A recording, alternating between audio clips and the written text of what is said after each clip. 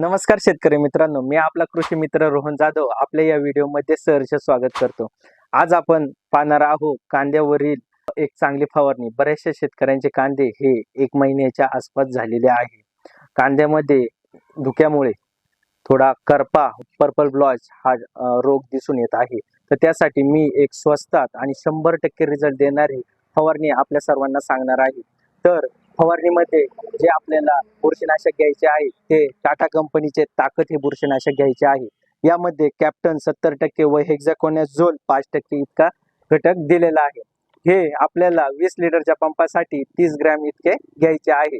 त्याचसोबत कांद्यामधील मावा व थ्रिप्स कंट्रोल करण्यासाठी FMC कंपनीचे मार्शल हे कीटकनाशक आपल्याला 20 लिटर पंपासाठी 40 ml इतके घ्यायचे आहे। त्याचबरोबर फवारणीमध्ये आपल्याला नेक्सा कंपनीचे 55515 हे विद्राव्य खत फवारणीसाठी घ्यायचे आहे। यामध्ये नत्र 5%, फॉस्फरस 55% व पोटॅश हे 15% दिलेले आहे। त्याचसोबत त्यामध्ये झिंक व बोरॉन दिलेले आहे। हे प्रतिपंपासाठी आपल्याला 100 ग्रॅम इतके घ्यायचे आहे।